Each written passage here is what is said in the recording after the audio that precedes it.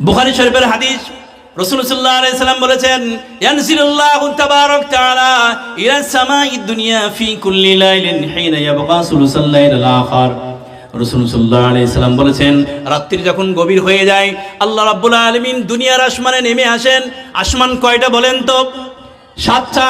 আল্লাহ রাব্বুল আলামিন গভীর রজনীতে দুনিয়ার আসমানে নেমে আসেন। নেমে আসার পর আল্লাহ রাব্বুল আলামিন বান্দাদেরকে লক্ষ্য করে ডাক দিয়ে বলতে থাকেন, মান যাল্লাযী ইয়াদউনি, ও আমার বান্দা কে এমন আছো এই গভীর রজনীতে আরামের ঘুমকে হারাম করে ঠান্ডা পানি দিয়ে ওযু করে তাহাজ্জুদের নামাজ পড়ে আমি আল্লাহ রাব্বুল আলামিনের কাছে চোখের পানি ছেড়ে দিয়ে আমি আল্লাহকে ডাকবে। আমি আল্লাহকে যদি গভীর রজনীতে জমিনা ডাকতে পারো, ফাআস্তাজিবা লাহু, আমি আল্লাহ তার ডাকে সাড়া দিয়ে দিব। সুবহানাল্লাহ। আল্লাহ ডাক দেয় বান্দাকে, বান্দা তুমি বিছানা ছাড়ো, আমি আল্লাহকে ডাকো। আল্লাহ আসমানে নেমে এসে বান্দাকে ডাক দেয়, বান্দাকে ডাক দেয়। বলুন তো, আমরা যদি এখানে বসে বসে সারাদিন প্রধানমন্ত্রীকে ডাক দিই, রাষ্ট্রপতিকে ডাক দিই, মুখ্যমন্ত্রীকে যদি ডাক দিই, আমাদের ডাকে সাড়া দিবেন?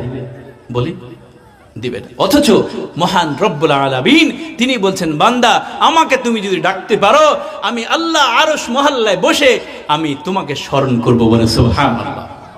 ওই আল্লাহকে আমরা ডাকতে পারি না, সময় নাই আমাদের। এরপর আল্লাহ রাব্বুল আলামিন আবার বান্দাকে ডাক দিতে থাকে, মান দাল্লাযী ইয়াসআলানি, ও আমার বান্দা কেমন আছো? দুনিয়াতে তোমাদের তো অনেক কিছু প্রয়োজন। সকাল হলে ব্যবসায়ী পেছনে ছুটবে, চাষের পেছনে ছুটবে, চাকরির পেছনে ছুটবে, অনেক তোমার বাড়িতে সমস্যা, মেয়েটার বিয়ে হয় না, বাড়িতে অসুখ বিসুখ, অনেক টেনশন তোমার ভিতরেই। পৃথিবীর মানুষকে এটা বললে তো তারা তো সলভ করতে পারবে না, পৃথিবীর মানুষকে বললে এটা তো তারা ঠিক করতে পারবে না। আমি আল্লাহ রাব্বুল আলামিনের কাছে গভীর রজনীতে দুটো হাত তুলে আমি আল্লাহকে যদি ডাক দিয়ে যদি বলতে থাকো, আমি আল্লাহ রাব্বুল আলামিন তোমার জন্য আমি আল্লাহ আমার ধন ভাণ্ডার উন্মুক্ত করে দেব। আল্লাহ বলছে, বান্দা আমার কাছে চাও, আমার কাছে চাও, আমার কাছে চাইলে আমি তোমার জন্য আমার ধন ভাণ্ডার ওপেন করে দেব, আমি খুলে দেব। আমার কাছে চাও। পৃথিবীর মানুষের কাছে একবার চাইবেন দিবে, দুইবার চাইবেন দিবে, তিনবার চাইলে সে নারাজ হয়ে যাবে, অখুশি হয়ে যাবে। কিন্তু আমার রব এমন রব, বারবার চাইবেন আল্লাহ খুশি হয়, আল্লাহর কাছে না চাইলে আল্লাহ নারাজ হয়।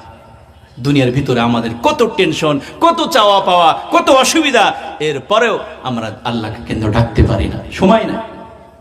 আল্লাহকে বলি না, পৃথিবীর বন্ধু বান্ধবকে বলি, বিয়াইকে বলি, বান্ধবীকে বলি জীবনের টেনশনের কথা, কিন্তু আল্লাহকে বলি না। আল্লাহ বলছে, বান্দা পৃথিবীর মানুষকে বলে লাভ নাই, আমি আল্লাহকে গভীর রজনীতে যদি তুমি বলতে পারো, আমি আল্লাহ তোমার জীবনে সব সলভ করে দেব। এরপর রাসূল সাল্লাল্লাহু আলাইহি সাল্লাম বলেছেন, আবার আল্লাহ রাব্বুল আলামিন বান্দাদেরকে লক্ষ্য করে ডাক দেন, মান দাল্লাযী ইস্তাগফিরনি, ও আমার বান্দা কেমন আছো? জীবনে গুনাহ করতে করতে নিজের জীবনটা শেষ করে ফেলেছো, পাহাড় সমান গুনাহ করে ফেলেছো। বান্দা ঘাবড়িয়ে যেও না, আমার রহমত থেকে নৈরাশ হয়ে যেও না, ফিরে এসো আমি আল্লাহর কাছে।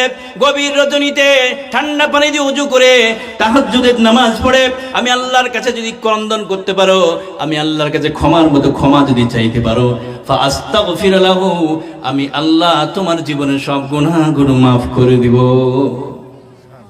আল্লাহ বলে, বান্দা আমার কাছে চেয়েই দেখো না, আমি তো মাফ করার জন্য বসেই আছি, শুধু চেয়ে দেখো। আল্লাহ আসমানে এসে মানুষকে ডাক দেয়, বান্দা মাফ চা না, একবার মাফ চা, আমি তোকে সব মাফ করে দেব। কিন্তু দুঃখের বিষয়, আমরা তো ওই গভীর রজনীতে গভীর নিদ্রায় মগ্ন থাকি। আজকালকার যুবকরা তারা তো গভীর রজনীতে সারা রাত তারা মোবাইল টিপে টিপে, গেম খেলে খেলে, তাস খেলে খেলে, আড্ডা দিয়ে দিয়ে গভীর রজনীতে তারা বিছানায় শুতে যায়, সকাল 10টা পর্যন্ত ঘুমায়। তাহলে বলুন, ওই তাহাজ্জুদের নামাজে কে আল্লাহকে ডাকবে, কি চাইবে আল্লাহর কাছে? দুঃখের বিষয়। এই জন্য নিজের জীবনে গুনাহ হতেই পারে, আল্লাহর কাছে ক্ষমা চাইতে হবে। ক্ষমার মতো ক্ষমা চাইলে আল্লাহ রাব্বুল আলামিন আমাদের জীবনে সব গুনাহগুলো মাফ করে দেবে।